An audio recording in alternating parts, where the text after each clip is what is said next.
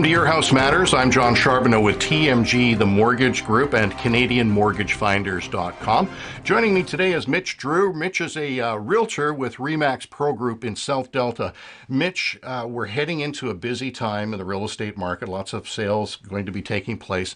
I often find that people want to go out and find a home on their own, thinking they might be able to get a better deal because there's only one realtor involved. So we want to talk about buyer's agent. Can you tell us what a buyer's agent is?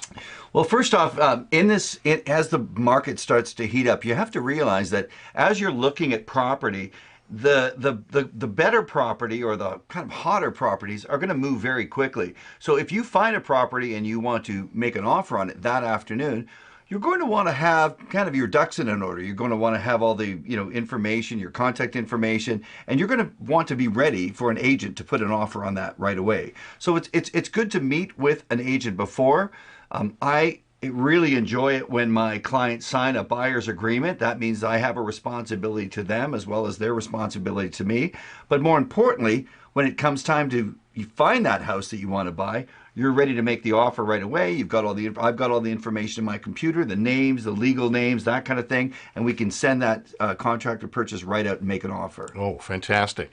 So you're representing the buyer. And there must be a cost to have someone with your skill and expertise. What's the cost to work with you as a buyer's agent? Well, thanks for that question, John. And most people don't understand clearly how it works with a buyer's agent. But when you put, when I'm meeting with clients and I put them under a buyer contract, they don't pay me anything. In fact, the commission that the buyer's agent receives is actually paid out of what the seller pays the commission. The seller pays the commission and the GST. It comes out of the sale price of the home. So until there's a closed, firm, subject to removal on a home and the actual title of the ownership changes to your name, no money changes hands as far as the agent is concerned. We do disclose to our buying clients how much we are getting paid from a commission perspective. So it's very clear about disclosures. If there's any referrals or things like that, it's all very clear. So you must be a brother from another mother, because when I work with a client and arrange their mortgage, I don't charge them a fee either. So that's a fantastic service. It's great. So as we head into this busy time in the real estate market, one of your best tips for people that are out there looking for homes, a buyer's tip, if you will, something to avoid a costly mistake maybe?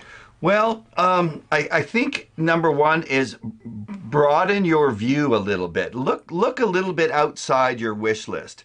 I think it's very important to write down a clear idea of the deal breakers. I mean, for example, if you must have a kitchen on the main floor and you don't want to carry your groceries up to the second floor, make that a deal breaker. In other words, just narrow down the search and only look for homes. But for some other things like 2 bathrooms, 3 bathrooms, 2-piece ensuite, 3-piece ensuite, those kind of things, broaden your search, because you may find a home. For example, this week, John, we found a buyer's where there was a 2-piece ensuite. They had been looking for a 3-piece, so wanted a shower in the ensuite. But there were so many other benefits in that house as far as the lot structure. Right. There was a games room that they liked. There was an addition off the back for the kids. So many things made sense that all of a sudden not having that extra shower in the ensuite wasn't an issue. So as much as you want to be targeted with what you're looking for, you do have to be a little bit open-minded. And I always suggest make sure when you initially go out to look, not only go on buying tours with your buyer's agent, but go to a lot of open houses. Often, John, I'll close on this. When buyers come out for a buyer tour here in South Delta, I'll book a couple of appointments in the morning, say, 12 o'clock, 12:30, 1:30, and then I will give them a list of all the open houses, because I usually go work an open house myself. Right, so I'll be working an open house from 2 to 4. And while it's 2 to 4, I tell them, why don't you go have a look at this house and look at this house? And they may just be comparables, just to give them an idea what the market looks like, even if they're not really in the bucket. Because it doesn't hurt to visit an open house, and you're getting to know neighborhoods, you're getting to know information about the different schools.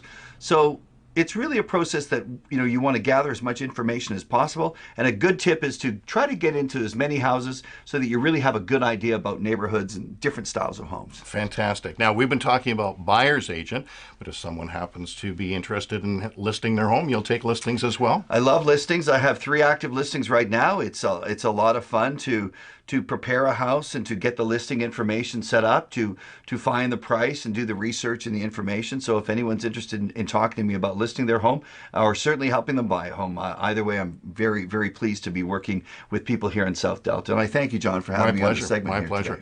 We'll show Mitch's telephone number and email address at the end of this video. If you have any questions, give Mitch or I a call. And thanks for watching. We'll see you in our next video.